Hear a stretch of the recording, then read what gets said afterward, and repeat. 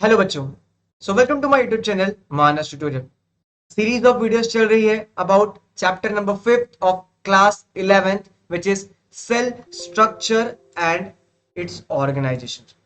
जहां पर हम लोग बात कर रहे थे डिफरेंट अबाउट एक सेल के बारे में, सेल में क्या क्या चीजें पाई जाती हैं, उसमें कौन कौन से ऑर्गेनल्स पाए जाते हैं, उनके बारे में डिटेल में स्ट्रक्चर कर रहे हैं।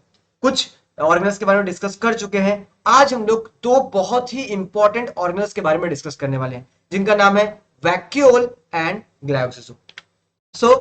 इसके पिछले वीडियो में जो सीरीज ऑफ वीडियोस चल रही है वहां पर हम लोग ने cell wall, cell membrane, cytoplasm, endoplasmic reticulum, Golgi complex and lysosome, इन 6 ऑर्गेनल्स के बारे में ऑलरेडी डिटेल में वीडियोस कंप्लीट कर लिया है। मेरा आपसे रिक्वेस्ट है कि इस वीडियो की लिंक, इन सारे वीडियो की लिंक आपको डिस्क्रिप्शन बॉक्स में मिल जाएगी। Go and watch it. Now आज की वीडियो में हम बात करने वाले हैं वैक्यूल्स एंड ग्लायोक्सिसोम्स के बारे में। वैक्यूल्स क्या है एंड ग्लायोक्सिसोम्स क्या है, इसके बारे में डिटेल में आज के इस वीडियो में हम लोग देखने वाले हैं। तो चलिए स्टार्ट करते हैं आज का वीडियो। वैक्यूल्स क्या है बेसिकली ये। वैक्यूल्स बेसिकली आपको मैं बता दूं, it is a storage container. मैं आपको बोल दूं ये क्या है, ये बेसिकली स्टोरेज ऑर्गेनल है। अब बोलोगे भैया ये स्टोरेज ऑर्गेनल क्या होता है। जिस तरह से हमारे घर में अगर कोई चीज है, किसी एक्स्ट्रा चीज है या समथिंग तो जिसे हमें स्टोर करना होता है, वी हैव सम कंटेनर्स। हमारे पास कुछ कंटेनर होते हैं जहां पर हम सारी चीजों को स्टोर करके रखते हैं। उसी तरह से सेल के अंदर, सेल को किसी चीज को स्टोर करना होता है, सो वो इस कंटेनर का यूज करता है। जैसे आपको एग्जांपल बता दूं कि सेल क्या करता है, फोटोसिंथेसिस करता है। क्या करता है? फोटो सिंथेसिस करता है। अब इस फोटोसिंथेसिस के से क्या बनाता है, वो बनाता है फूड। और ये सारा फूड तो एक बार में यूज करता नहीं है, तो वो क्या करता है, कुछ फूड को यूटिलाइज करता है और कुछ को क्या करता है, एक कंटेनर में स्टोर करता है। एंड बेसिकली जो स्टोरेज करता है इन, ये कहां करता है, ये करता है वैक्यूल्स के अंदर। तो इस तरह से ये वैक्यूल्स बहुत ही इंपॉर्टेंट है फॉर स्टोरेज पर्पस। अब इसमें बहुत सारी चीजें स्टोर होती हैं। क्या क्या स्टोर होती है? Proteins, amino acids, waste material. ऐसे बहुत सारी चीजें हैं जो इसके अंदर स्टोर होती है। चलिए देखते हैं क्या क्या होता है इसके अंदर।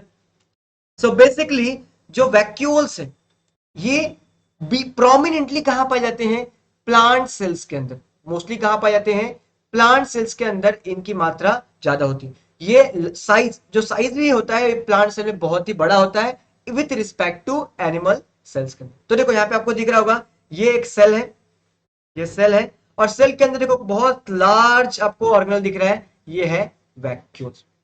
अब इस वैक्यूल देखो, ये मेम्ब्रेन बाउंड है, इसको क्या है, एक सेपरेट मेम्ब्रेन है। सॉरी, आपको देखोगे तो मेम्ब्रेन पूरा बाउंड है, तो ये मेम्ब्रेन बाउंड ऑर्गेनल है। Just wait. देखो पूरा मेम्ब्रेन है, तो इस मेम्ब्रेन बाउंड ऑर्गेनल को हम लोग क्या बोलते हैं, वैक्यूल्स बोलते हैं। और इसके मेम्ब्रेन को हम लोग क्या बोलते हैं, मेम्ब्रेन को बोलते हैं हम लोग टोनोप्लास्ट। मेम्ब्रेन को क्या बोलते हैं हम लोग, टोनोप्लास्ट।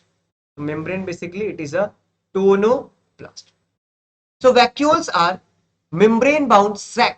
सैक मीन्स बोरी या गोनी जैसा है, गोरी बोनी बोरी, predominantly found in plant cell. जो कहां मिलता है, प्रीडोमिनेटली प्लांट सेल्स के अंदर पाया जाता है। ये कवर होता है एक सेमी परमिएबल मेम्ब्रेन के थ्रू। देखो ये मेम्ब्रेन दिख रहा है आपको, ये मेम्ब्रेन के थ्रू क्या होते हैं, ये पूरा कवर होता है। So it's bound to a semi permeable membrane के थ्रू क्या होते हैं, ये बाउंड होते हैं। अब सेमी परमिएबल मींस क्या हो गया, सेमी मींस हाफ या सम। इस समथिंग, कुछ चीजों के लिए परमिएबल होता है, कुछ चीजों के लिए परमिएबल नहीं होता है। इसी सेमी परमिएबल मेम्ब्रेन को हम लोग क्या बोलते हैं, टोनोप्लास्ट। अब ये टोनोप्लास्ट का फंक्शन क्या है, ये क्या करता है। बेसिकली ये जो टोनोप्लास्ट है ये क्या करता है, ये सेल के अंदर का जो वैक्यूल के अंदर का कंपोजिशन है और जो साइटोप्लाज्म है, इन दोनों को सेपरेट करने का काम करता है। Tonoplast membrane helps in maintaining the composition of vacuolar fluid known as cell sap, जिसको हम सेल सैप बोलते हैं, different for that cytosol. Cytosol से इस सेल सैप को अलग रखने में ये टोनोप्लास्ट मेम्ब्रेन बहुत ज्यादा हेल्प करता है। Next, small vacuoles in seed of certain plant stored organic materials like proteins। क्या करते हैं, सीड के अंदर जो वैक्यूल्स पाए जाते हैं, सीड के अंदर जो वैक्यूल्स पाए जाते हैं वो वैक्यूल क्या करते हैं, वो स्टोर करते हैं किसको, organic materials like protein, protein को स्टोर करने के लिए जो सीड के अंदर वैक्यूल से बेसिकली वहां पर स्टोर किए जाते हैं। सेल सैप के अंदर क्या पाए जाते हैं, उनके अंदर बहुत सारे आयंस भी पाए जाते हैं जिससे वो हाइपरटोनिक कंडीशन मेंटेन करके रखते हैं। अब आप पूछोगे भैया ये हाइपरटोनिक क्या है, सो दो टर्म होता है, एक होता है हाइपरटोनिक और एक होता है हाइपोटोनिक। अब समझो कोई एक कंटेनर है, अगर कंटेनर के इनसाइड किसी भी वैक्यूल्स या किसी के अंदर जो इनसाइड है, जो फ्लूइड का जो कॉन्सेंट्रेशन है या किसी सॉल्ट का कॉन्सेंट्रेशन है वो हाई है एज कंपेयर टू उसके बाहर, आउटसाइड, उसके बाहर क्या है, जो कॉन्सेंट्रेशन है वो लो है, सो उस कंडीशन को हम लोग क्या बोलते हैं, हाइपरटोनिक कंडीशन। हाइपोटोनिक में क्या हो जाएगा, सेल के अंदर क्या है, कंडीशन लो है और बाहर क्या है, उस कॉन्सेंट्रेशन क्या है उसका हाई है, तो उसको बोलते हैं हम लोग हाइपोटोनिक सॉल्यूशन। तो यहां पर hypertonic solution, hypertonic condition maintain होता है, मतलब जो सेल सैप है, जो सेल सैप है वहां पर जो आयंस का कॉन्सेंट्रेशन होता है वो हाई होता है, जबकि जो साइटोप्लाज्म है वहां पर जो आयंस का कॉन्सेंट्रेशन है वो क्या होता है, लो होता है। नेक्स्ट देखेंगे तो सेल सैप में it also contain excretory product, क्या कंटेन करता है, एक्सक्रीटरी प्रोडक्ट को भी कंटेन करता है। देखो आपको दिख रहा है वैक्यूल, यहां पर जो मेम्ब्रेन है वो टोनोप्लास्ट है, सेल सैप उसके अंदर का जो मैट्रिक्स है एंड जो सेंट्रल वैक्यूल यहां पर पाया है। अब इसके अंदर क्या क्या होता है, इसके अंदर प्रोटीन ही पाए जाते हैं, देन एक्सक्रीटरी प्रोडक्ट भी पाए जाते हैं, इसके साथ साथ ऐसे प्रोडक्ट भी पाए जाते हैं जो कि प्रोटेक्ट करते हैं प्लांट को फ्रॉम हर्बीवोरस। हर्बीवोरस से देखो, प्लांट डिफेंस मैकेनिज्म में अपने अंदर कुछ केमिकल्स को स्टोर करके रखता है, जिससे कोई भी अगर हर्बीवोरस उसे खाएगा तो वो उसे बाद में नहीं खा पाएगा, वो उसकी डेथ अपने प्रोटेक्शन के लिए। सो वो जो प्रोटेक्टिंग मटेरियल है, जो टॉक्सिक मटेरियल है, वो स्टोरेज का काम भी कहां पर होता है, इसी वैक्यूल के अंदर होता है।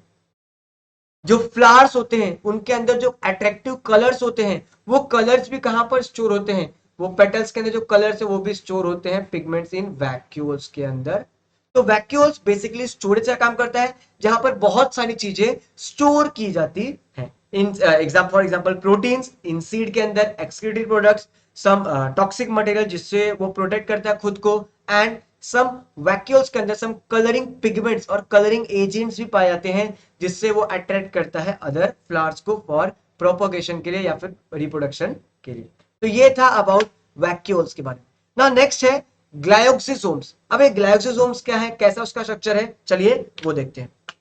सो बेसिकली ग्लायोक्सिसोम्स क्या है, ये भी एक मेम्ब्रेन बाउंड ऑर्गेनल है जो क्या करता है, फैटी एसिड्स, जो क्या करता है, फैटी एसिड्स को कन्वर्ट करता है इनटू शुगर में, शुगर में कन्वर्ट करने का काम कौन करता है, ग्लायोक्सिसोम करता है।